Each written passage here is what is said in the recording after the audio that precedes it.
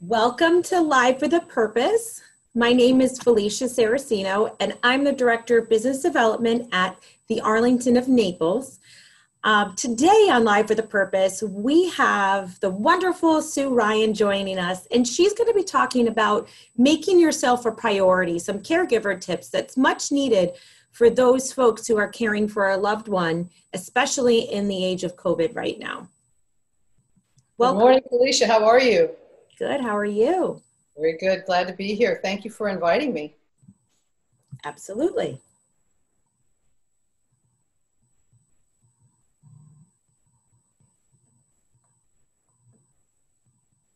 We'll wait for a few. Do you want me to go ahead and get started? Or do you want to wait a few minutes for a few people to come in, or what would you like to do? Nope, you can get started. All right. I'll start with a little bit of my background so people understand where my perspective comes from. I've been in roles of caregiving for more than 30 years. I've been a caregiver from a primary caregiver to a caregiving partner to a caregiving support for friends and family. And some of those family members include my grandmother, my father, and now my husband. My husband has been a resident in the memory care unit at the Arlington of Naples. The name of that's called My Tapestry. And he's been there for 3 years now. And so I have moved from the primary caregiver of having him in the home for about 7 years to now having him in a memory care facility where he's getting additional support. A couple of years ago, I really felt called to share the lessons and tips that I've learned and strategies over the last 30 plus years with people as a way to pay back for so much that so many people have done for me. And I share the things that have worked and the things that haven't worked because it's different for everybody. And so some of the things that didn't work for me may work for you. Some of the things that I didn't do, I've now learned, and some of the things that have really worked, I want to make sure that you have the opportunity to share. And so today what I want to talk about as it relates to self-care. I look at the concept of caregiving and all of the aspects surrounding it as body, mind, and spirit. And it's the intersection of all three of those, the aspect of who we completely are, that really helps us as a caregiver. And today, the area I'm going to focus on is within that for us with self-care. And I know from all of those years, self-care was something I would just push to the side as quickly and easily. It just didn't even seem to be a big deal. And it was through some really valuable lessons that I learned the importance of self-care, and I now make it a priority in my life. And I'm a better caregiver. I'm a better care partner. I'm a better person because I do practice self-care. And so the things that I'm going to talk about in the beginning, we're going to talk about from the perspective of what we want to add and what we want to eliminate, so that we can add. And so when we look at our mind, we look at the things that we want to make sure that we have capacity to add. A big part of what I talk about and what I've lived and what really works for me is what I call massive acceptance and radical presence.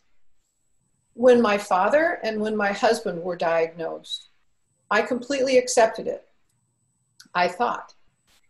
With my dad, I realized that I was accepting it conditionally. I thought I accepted it. I thought, well, this is what my dad's got going on. And so I rushed into caregiving and doing all the other things. And yet it wasn't until a particularly challenging situation that I realized I hadn't completely accepted it. And I learned what massive acceptance had to be. I defined it as massive acceptance because I had to accept it in its entirety. And the benefit of me accepting it in its entirety, as it relates to now with my husband, I don't judge, I don't question, and these are things I'm able to eliminate. The judgment, any of the why me kinds of things. I don't mourn the past, and I don't try to be a fortune teller into the future. I accept all the parts of it. Because I accept all the parts of it, I'm able to stay radically present. And when I'm radically present, because I've accepted it, I'm radically present to myself, I'm radically present to my care receiver, and I'm radically present to the needs of other people around me. And what this has enabled me to be able to do is I can now look at the things that are important for me to do to be able to be the best caregiver I can be. And so, a quick example of one of those things. I've eliminated labels. Huge part of what I've observed is that we have labels for things and they're kind of automatic reactions. And those things really prevented me from good self-care. For example, I'll give you kind of three of them. One is the word sorry. It's so easy for us to say, oh, I'm sorry. And when we do that psychologically, actually, we're taking on responsibility for something. So for example, Felicia, if you dropped a book on your foot and it hurt your foot, and I say, oh, I'm sorry. Well, I had nothing to do with that. I may feel bad about it for her, but I have nothing to do with it. So I'm sorry isn't the right expression, but it's what we unconsciously say. We just react. And so I'm not able to stay really present to what she needs, what the best action for me to be taking would be, and the right emotion for it. And that prevents me from having the best experience with her. So for example, instead of saying, I'm sorry, I could say, wow, Felicia, are you okay? How can I help you? What can we do? And I can stay present. I can observe her and I can stay present. So I'm not judging what it is. I'm not taking ownership of it from the word, I'm sorry. When someone passes away, people often say, I'm sorry for your loss. You didn't cause it. And so when we're fully present, we have the opportunity to have the emotion match what we're going through. And that allows us to stay present. It allows us to see when there's a situation, what we need to do for ourselves as well for someone else. So those are a couple of labels that are really helpful that I've gotten rid of. Another one is guilt. This was huge for self-care. And here's why it's huge for self-care, because guilt is a word that stops us from doing something.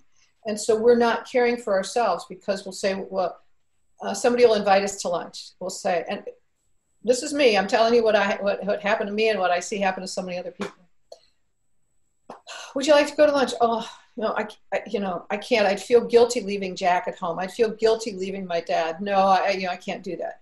So what we're doing by doing that is we're not honoring something very important in ourselves, which is connection with other people.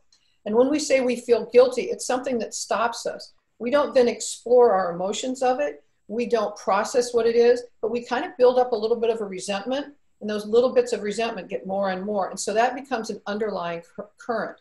So we don't want to say things and unconsciously react where it's not appropriate.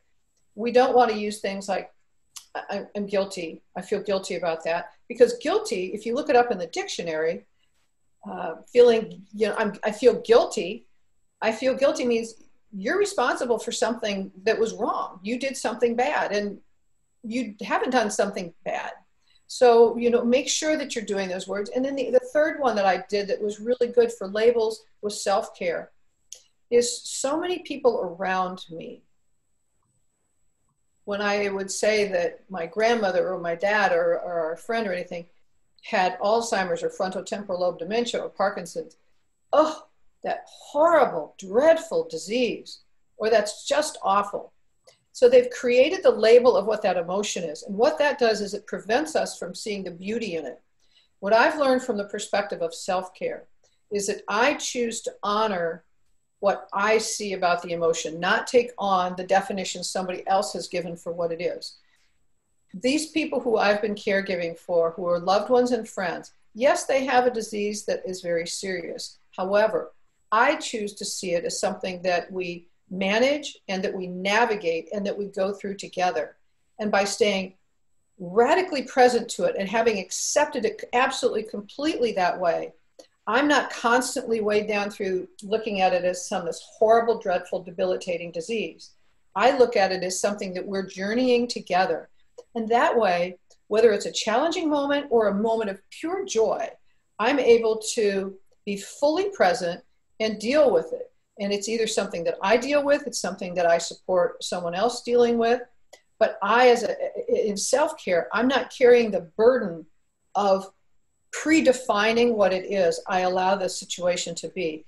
A quick example of how beautiful this can be is in memory care pre-COVID ID, COVID-19. I keep saying that. I don't know where it came from, but pre-COVID-19, we would have music frequently, and many of us would be sitting around and there would be the music playing. And a resident perhaps didn't have access to their words, or they didn't have access to much movement anymore. And yet the songs that they related to, you could see just an infinitesimal movement.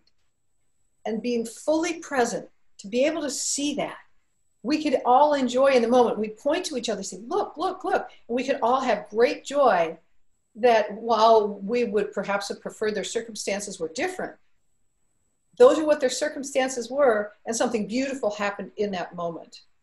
And so those are some of the very beginning things that, from a mind perspective, to get my mindset clear so that the self-care for me is not taking on something else somebody else has predefined or something that doesn't serve me. Felicia or Cheryl, do either of you have any questions about any of that? It's good to see you, Cheryl. Glad you're here. I just unmuted her. Can I talk? Hi, Cheryl. Hi, it's good to see you. Good to see you. You know, I would love to ask a question. Please. Because I am infamous at saying I'm sorry at the drop of a hat. What do you replace that with to create a new habit? What I replace it with to create a new habit is to stay absolutely fully present to the experience. And I use what I call the grace of space. Rather than feeling like I need to say something right away, when I'm fully present, I can observe what's going on, and then I consciously choose what I want to say, what my emotion is, and I go from there. And so the first place that I started with that, because I was someone who used to say, I'm sorry, and I was somebody who used to say, oh, I feel so guilty, until I realized that those really didn't serve me. It's to begin changing the habit is the awareness that we're doing that. And so I started by becoming aware, and then I made sure I always gave myself that little grace of space, that little gap between what I observed and what I chose to say. Does that help? That helps a ton. That's awesome. Yeah, absolutely. Yeah, that does. I am very guilty of that myself. I'm always forever saying I'm sorry. And you also said you were guilty of that, so. Mm-hmm. Yeah. So, but it's just raising things to our level of awareness. And then when we are, because when you just say, oh, I'm sorry, you've already gone off to the next thing. You've never really felt the emotion. And this is why from a self-care and caregiving perspective, this is why it's so important. If we just do it on the surface, then we're missing what really is important for us to capture, both for ourselves and for our care receiver. And one of the things that can diminish is our ability to actually do the right thing in that case. Mm-hmm. And so when we really honor that, when we fully accept it, and when we're really radically present, then we're able to have the correct emotion match the situation. It makes a lot of sense. Thank you, Sue. You're welcome. Any other questions? So one last thing that I will add on self-care for a tip for us, and this comes from the mind as well, is that it's kind of the intersection of roles and asking for help. And one of the things that I observe so much in many people, and that I was doing myself for a long time, is I've got this, I can do this, this is my responsibility, I'll handle it. And by taking that, by having that be my mindset, I was closing off the ability to get the kind of help that both my care receiver and I would benefit from. And so one of the things that I did is I broke down different roles that I had: primary caregiver, caregiving partner, caregiving support. And I identified what those were. And when I stay radically, radically present, I can observe whether I'm still the best person to be, whatever role that is. For example, with my husband, I was his primary caregiver for a number of years. When Hurricane Irma hit, we evacuated. And I had him on such a great routine and doing the things, and we were going along. And while he was transitioning, it wasn't quite as challenging. But when we left for 3 weeks and we actually went up to Atlanta to stay with his son and daughter-in-law and our several grandchildren, and it ended up being 3 weeks. It was horrific for him. He was out of his environment and all of those things. And what I recognized in that is that I could accept, without feeling guilty and without having to apologize, I could accept I was no longer the best person to provide certain levels of care for him based on where he was. And so it was easy for me to make the choice for his health and safety. My two number one goals for him are that, you know, he's healthy and he's safe. I call it safe and happy. But I was able to do that without any emotion of feeling like I shouldn't or I should take on this responsibility for it, because I could honestly see it, and I wasn't using the label of, well, you know, I should do this, I should be able to do that. So those are two other things that are really important. When I was open to that, then I could ask for help.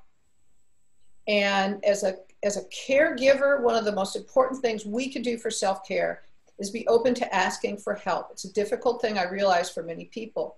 And yet when we step across the line to saying it's the right thing to do, and we can, and we know we would help other people, and we want to allow them the opportunity to help us. Here's one of the things that I did from a support perspective when I was inviting people in to be able to provide help. I created 3 levels of support. So some people would sometimes say, you know, well, let me know if I can do anything for you. And so I would come up with something that was you know, like maybe 15 to 20 minutes at the most. Could you pick up the dry cleaning? I could use something like this. But I would have a list of several of those things that somebody could do when they offered, because it made them feel good, and it was truly helpful for me.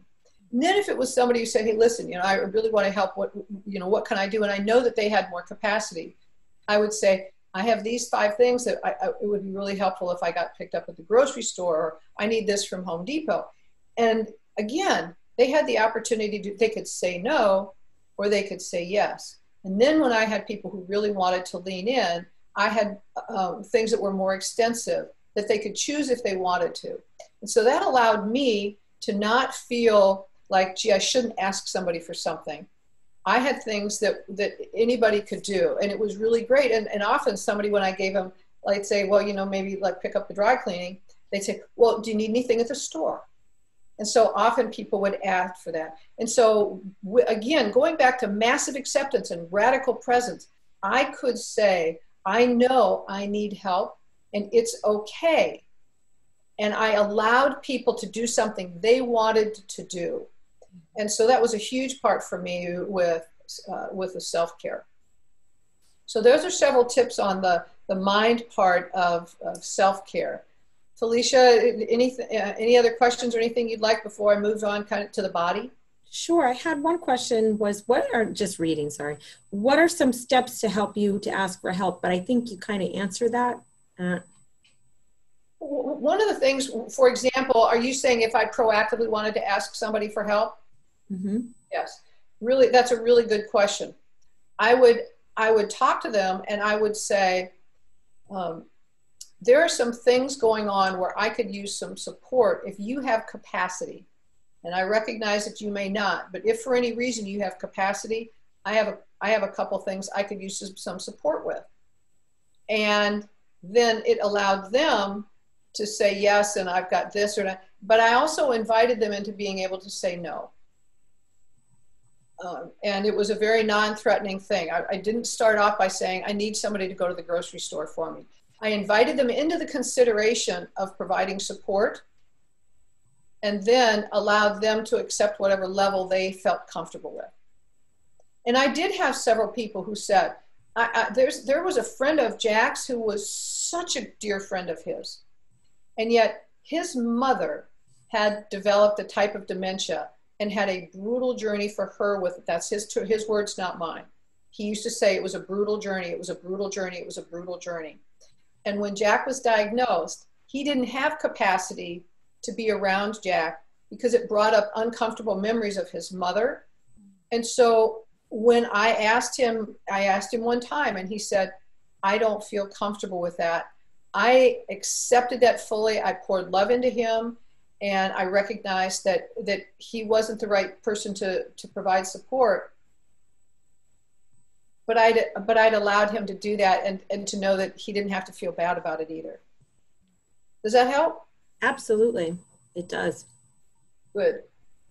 Well, then we'll move on to the body. So we got mind, body, and spirit. When I talk about the body part of it, I look at things that we must do, things that we must add, that we must keep in there, things that we would like to be able to do, and things that are just, don't do this, just don't do this. And one of the very first things, and I'm using this as one of the very first things because it was one of the things that I gave up immediately, was my going to the doctor. Because if I went to the doctor, I had to find somebody for my dad or for Jack. I had to fix the time. I didn't know how long the appointment would be, all these other things. So I looked at all of the list of things that would prevent me from going to the doctor, and I said, it's just not worth it. And so I didn't go to the doctor. I am blessed with good health. That's not an excuse. And so one of the things that I learned, and I learned this with Jack, I came to this because somebody had asked me when I had an exam, and I looked in the calendar and I hadn't. It had been several years. And so I went out and I made a list of the doctor's appointments I should have, the doctor, the dentist, those things. I called and I made appointments, and I found an accountability partner. And I said, do not let me cancel these unless there's a medical emergency with Jack. I will find people to care for him. We will get everything taken care of. But you please hold me accountable, because it's so easy when it's us. Now, not everybody may need to do that, but that's what I needed, because it was so easy for me I'm a compassionate person. I want to help. So easy for me to just, oh, nope, nope. And yet, if we don't care for ourselves, we don't have capacity to care for the person we are providing care for. I see that happen all the time with caregivers. They don't get the care they need for themselves from the doctor, just like you said, the dentist, even getting their hair done, and just making themselves feel like they pamper themselves a little. They feel guilty about that. They feel guilty, which, as we talked about from the mind perspective, so if you deal with that from a mind perspective and realize guilt is not the right emotion for that, then when it comes down, because one of the things that I'll get to is some of the things that we would like to do that we have taken off of our list. You know, getting your nails done is one of them. Going to lunch with friends who ask you out, things like that. But yes, when we just put ourselves down, and it's especially for women, it's especially easy to do that. It's just kind of a little bit more in our DNA. And so for me, I needed an accountability partner. And so I made the doctor's appointments, and then I found people who would care for my daddy or would care for Jack when I went to the doctor. Another one of those is sleep. And this is one of the ones that was especially hard for me. I'm a person who naturally doesn't require very much sleep. And so I used to say to myself, well, I'll just do this after Jack goes to sleep. So I would focus on him during the day, getting all the things done, and same with my dad. And then when Jack would go to sleep, then I would work on the finances or all these other things. Well, 10 o'clock at night is not the best time for me to be trying to balance a checkbook or do some of these other things. And so one of the things I noticed is that over time, I was quitting being who I naturally was. And there was a situation that happened where I realized, okay, something's got to change. And it was a very, very small thing. And this is where, we kind of things a little break. I had fed Jack lunch, and he dropped a potato chip on the floor. And I got all upset about a potato chip on the floor. Who cares about a potato chip on the floor?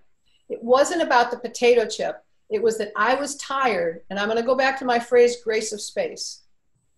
I was tired, and I didn't have the grace of space between the event and how I acted. I unconsciously reacted. And so as many people know, other people are very sensitive, and especially when we are dealing with certain types of dementia or other medical conditions. Emotions are very sensitive.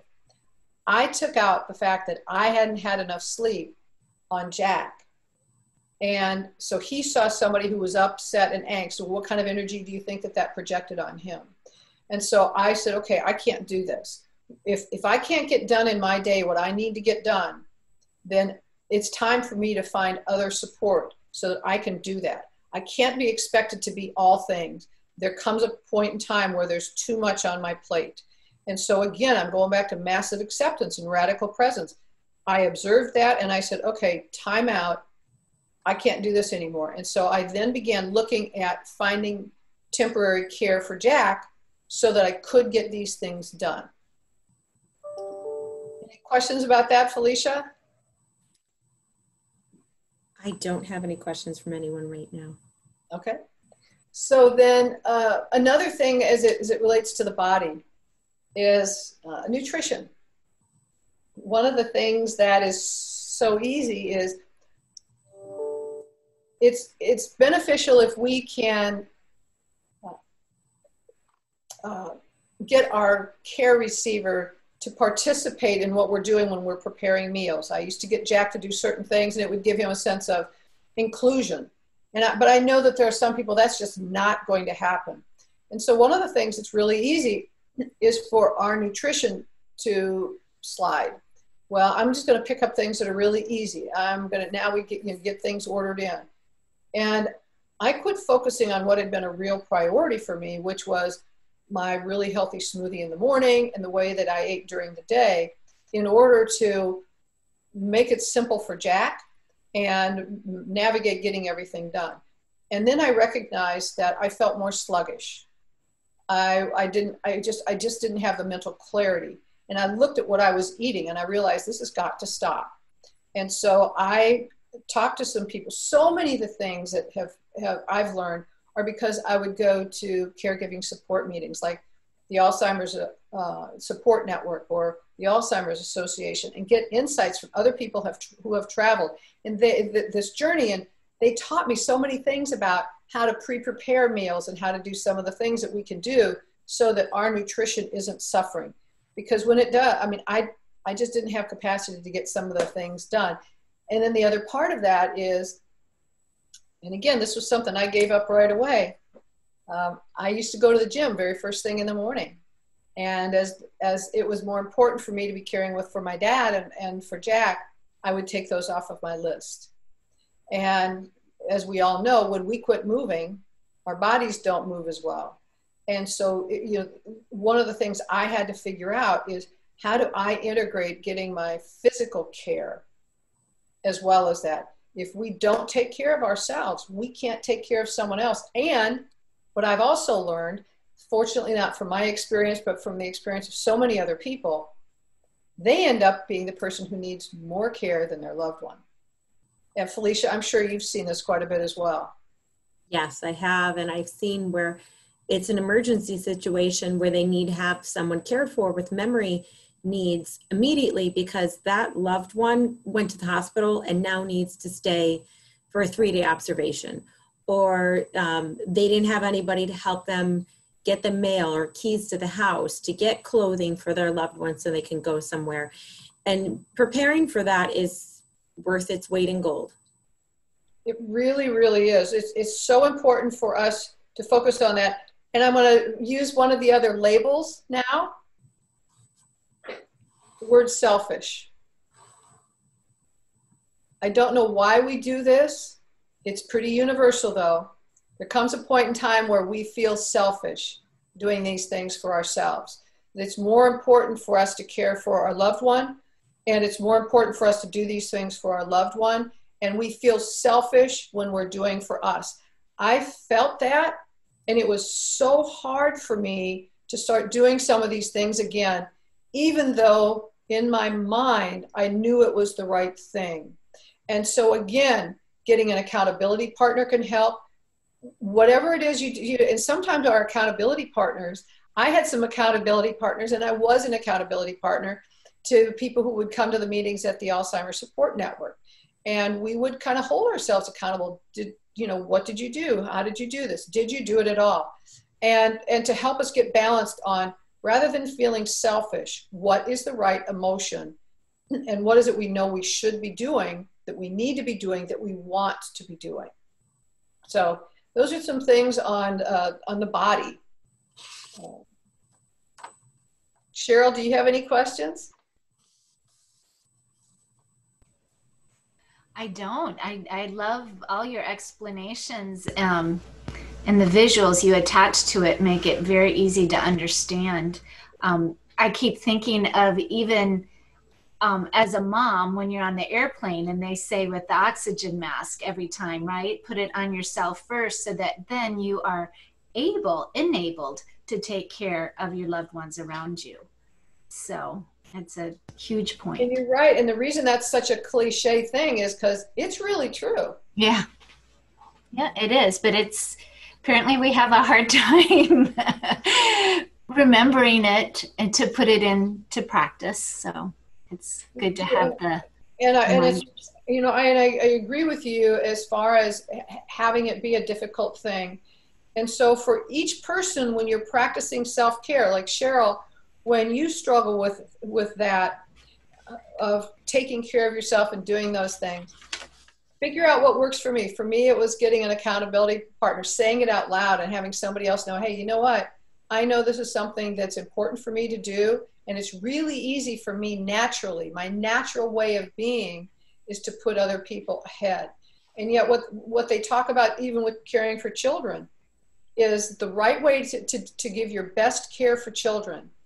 Take care of yourself first. Mm-hmm. Take care of your relationship with your spouse second. And then take care of your children. And the reason is, the better you take care of yourself, the healthier you are. The better the relationship you have with your spouse, the better that you can both parent your child, and your child has a better opportunity. And it's the very same thing. Putting ourselves at the top of the list is not selfish. It allows us to be better caregivers and also care support partners. And it's easier for us when we are staying positive and balanced. It's easier for us when we're in a care support role. So for example, I'm not with Jack day in and day out. It's important for me to manage with the care team what they're going through. And if I'm able to stay balanced, if I'm able to stay positive, if I'm able to take care of myself, when there's a challenge with Jack, it's easier for us to work things out together, because I'm not going to immediately the emotions of this horrible disease. I feel guilty. I can't be there, and have those be the things that are clouding my ability to see clearly and make wise choices through wisdom. I'll use an example right now where we've got the pandemic going on. I haven't seen Jack for 4 months. I see him on a Google Hangout, but I haven't physically been with him for 4 months. And so what I'm able to do, because I have massive acceptance of the situation, I stay radically present to what's going on, I'm able to say, this is bigger than me. My wanting to see Jack, would I prefer to do that? Yes. It's not the right thing. If I come in, I have the chance of somehow maybe bringing in something that could make other residents and other caregivers ill. So the longer that they can keep everybody safe, the better that it is. So it's bigger than me and bigger than what I would prefer. The choices that I have are to be the very best support person for the team who is caring for Jack. So what can I do to get him what they need for him? How can I let them know they're appreciated? How can I make them feel valued and pour the love that I have into helping them? I have the capacity to do that because I am not feeling sorry for myself and wishing I could be there and wasting any energy on something that's out of my control. That's a very good point, because it is really challenging for families and even for residents that are here it's very challenging, and I have a lot of respect for that. And I realize that, part of what it is the uncertainty, because we don't know. We're not saying, well, we can't do it this week, but we can do it next week. So people don't have an end point. And without an end point, there's a lot more uncertainty that stays in there, and there's a lot more emotion. And then people are tired of that. They really want to see their loved one, and it's harder to have the communication. One of the experiences I've had during this is my husband doesn't remember me anymore. And because I'm not there all the time, and because I don't see him very frequently, he doesn't know who I am. We still have a good conversation, but he doesn't know I'm his wife, and he doesn't know my name. And again, I go back to this massive acceptance and radical presence. I respect the fact that he has a disease that's going to take his head brain and prevent it from remembering me. And yet when we have our conversations, because I stay radically present to what we're doing, we have beautiful conversations. He's smiling and he's happy. And I tell him how much I love him, and it fills him, and he says how much he loves me, and he's happy. And so that, to me, we do, by the way, you can look this up. We have the heart brain, and we got the head brain. So I've made it bigger than myself. I enjoy those moments. I meet him where he's at. I don't try to expect him to be where he's not. I don't mourn that he's not there. I meet him where he's at, and I maximize the experience at that point. And that's really kind of what helps me with my self-care, so that every day I can just stay more focused and balanced. If you'd like, I'll go on to then the spirit part of it. One of the things that I was blessed with because of the faith journey I have been on is I never went through the phase of why me, or this isn't fair. I accepted the fact that we're on this journey. I call it our journey of love. And so that's what I've called the journey that my loved ones and I have been on, and that we are on, is I call it our journey of love. And what I have accepted is the fact that we're on this journey. We don't know why we're on this journey, and we wouldn't have selected. If we had a list of things, we may not have said, oh yeah, check that off. Yes, this is what I'd like our journey to be. And yet this is our journey. And so of the things that are out of my control, I just let go of those. I don't invest any energy, and I don't invest any emotion on trying to figure out, did I do something wrong? Should I have done something different? Should Jack have done anything? Things that we can't resolve. Now, there are things that we can look at scientifically and medically, and that's different, that we can use that would perhaps help us diagnose or things like that. But the emotional part of it, I don't waste any time on. And the third part of it, and this is something that if you are a person of faith, one of the things I have seen with so many other people who are people of faith is that they say, well, I'm angry with God. This isn't fair. This isn't the way it was supposed to be. We were supposed to be able to do this and this, and we've made this big plan. And so they get angry because their plans have changed. My self-care in this, from my spirit, is that I want to learn the lessons. I believe that I'm in this experience to learn lessons that can help me and can help others. And so from a spirit perspective with the self-care, I'm continuously observing, what is there here for me to learn? What am I learning about myself? What am I learning that I can share with others?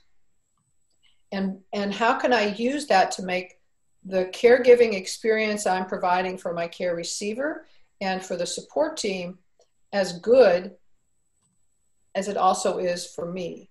And so when I put my head on the pillow at night, I'm just saying, thank you for allowing us to have this day and do the things that we've done.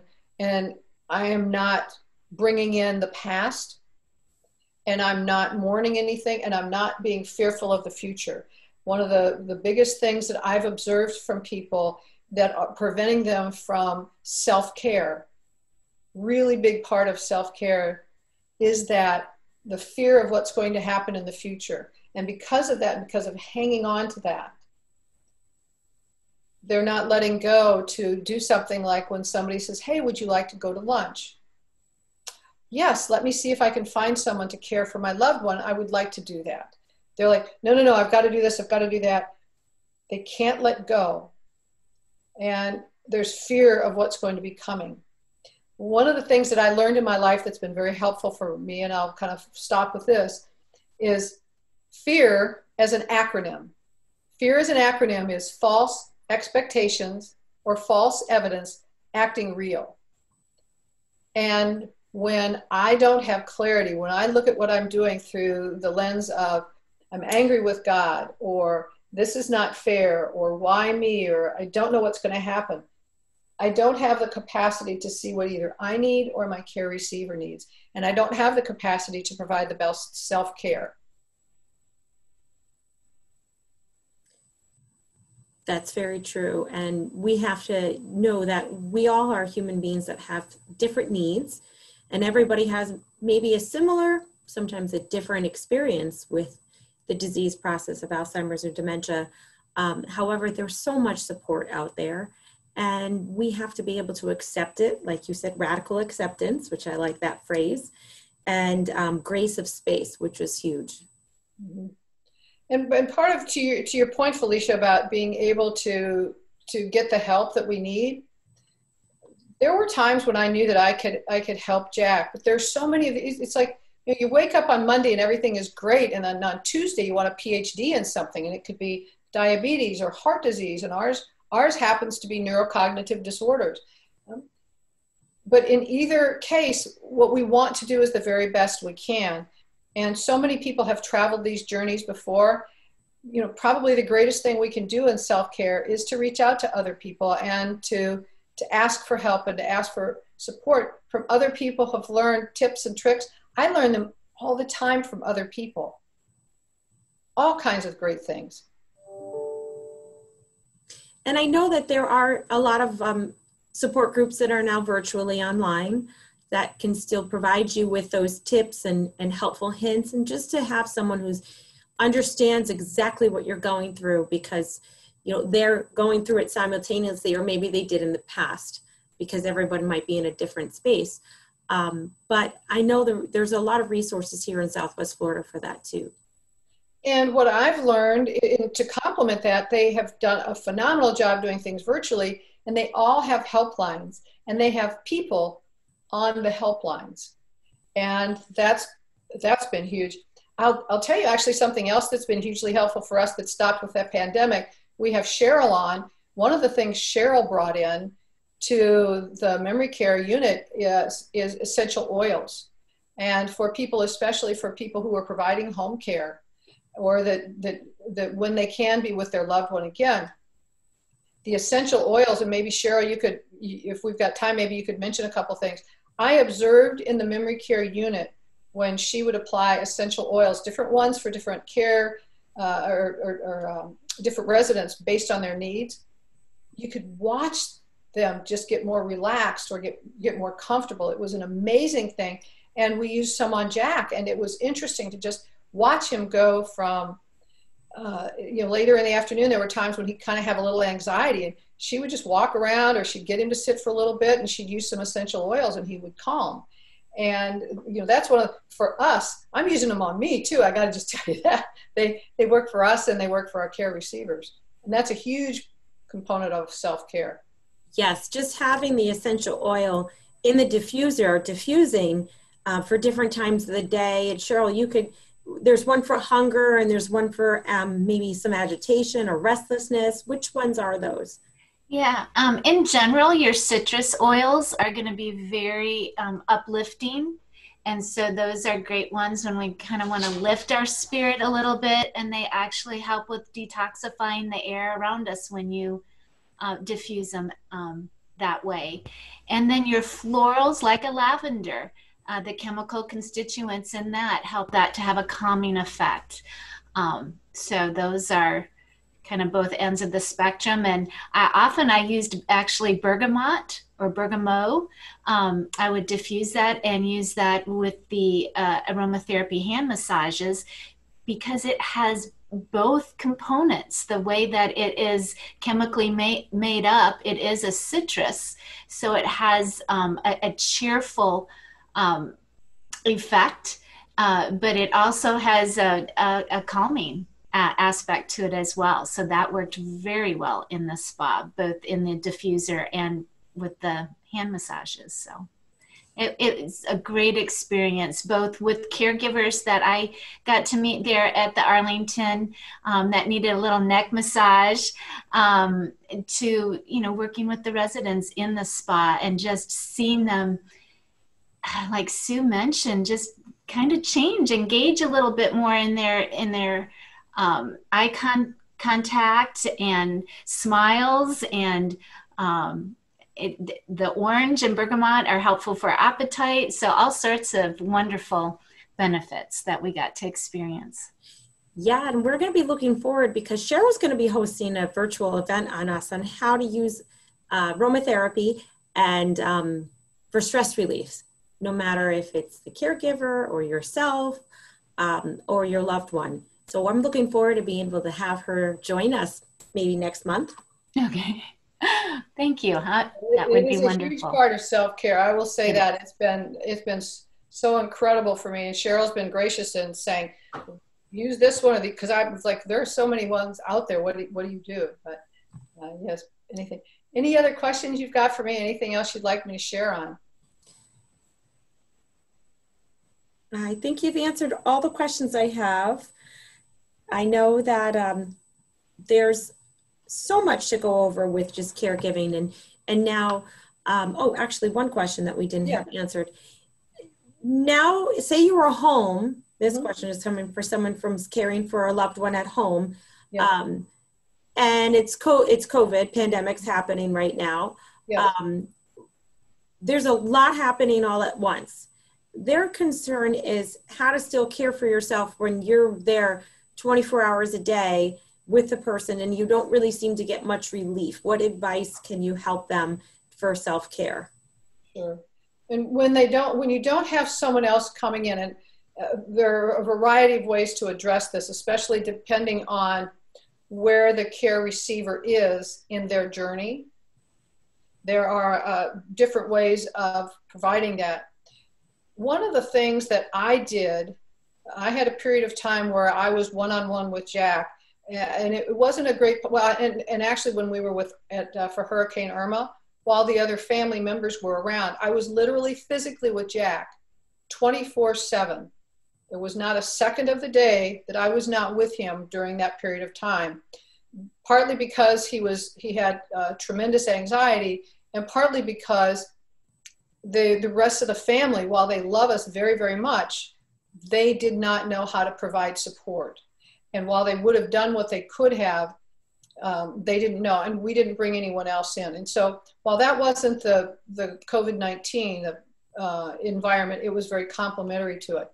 I felt safe there, and that's one of the things where I will say, the one thing, if you do not feel safe in your home when you have a care receiver during these times, one of the things that's very, very helpful is to have a list of different people you can call, and I realize, and again, I'm going to give some things, whether it's pandemic or not, but some people who you can call if you need them. One of the things, whether it's a pandemic or not, is kind of with the pandemic, we've got what we call our tribe. We have people who are respecting the social distancing and things, so we feel comfortable inviting them into our home. I always had a person who I knew I could call if there was a period of time where I needed help. And that was in kind of in a case of, because I wasn't strong enough to lift Jack. Yes, you can call the medical people, but I wanted to be able to have a person for that. So with the pandemic, my recommendation is to be having a conversation from the emergency perspective of it, of somebody who you would feel safe having come into your home if you needed to have additional support. So that's at one level. Another level that I did is I would find activities that Jack could be engaged with for a period of time. And during those periods of time, I would do something for me. And while I recognized that it wasn't ideal, that it wasn't as much time as I would prefer, I chose to make the most of that particular time. Sometimes it was only 10 minutes, sometimes it was 5 minutes, and sometimes it was something where he had capacity to be engaged for a longer period of time. I let go of any boundaries of things like I wanted it to be perfectly done or anything like that. It was just what he could be doing. The third part about it is that I communicated with other people. When we hold things inside, resentments are unmet expectations. When we hold things inside, when we're not communicating, when we're not sharing with people that we're struggling, we're not able to deal with them. We can't get a clear lens. We can't get a better perspective on it. With the pandemic, one of the things that several of my friends and I have talked through, and I've supported other people who are going through the same thing. They've got their loved one at home. What they have done is they have said, we're going to bring someone into the home we know that they're following the CDC guidelines. We know they're wearing the masks. We know they're doing the things. But we're going to bring them in for a period of time so we can get some relief. And so there are times where, and I also realize that there are some people who are challenged financially, and they say, well, I can't afford to bring somebody in. This is where you go again to your tribe, to the people who are around you, who you feel comfortable have been honoring social distancing like you have been, and are people who you could bring in if you needed somebody to come in, and have a very candid conversation with them and find out, just like asking for help. I could use a bath. Could you come in for 20 minutes so I could take a bath? I need to take a nap. Could you come in so that I could just have an hour of downtime? And find people who can support that, who you feel comfortable with. Is it a perfect world? Absolutely not. Are we doing the best we can? Absolutely. And so those are the kind of things that I have been helping other people do, that they've been working through, and it's been working for them. That's great. That's great advice too. Okay. Well, I'm not sure if we have any other questions. Do you have any last thoughts before we end? I really appreciate the opportunity to share information about self-care, because it is something that is so easy and so fast for us to either A, put at the bottom of the list, or B, think that it's not as important. And every bit as important as caring for our loved one is caring for us and allowing others to help us with that. Just like we may need help for our care receiver, it's okay to ask for help for us. That's true. Very true. So in wrapping up, if someone wanted to touch base with you or reach out to read your book, what's the best way that they can contact you? The best email address is sue@ourjourneyoflove.net. And if anybody would like to, there's my book. If anybody would like to get a copy of my book, either on Kindle or the paperback version, they're on Amazon. And it's Our Journey of Love, 5 Steps to Navigate Your Caregiving Journey.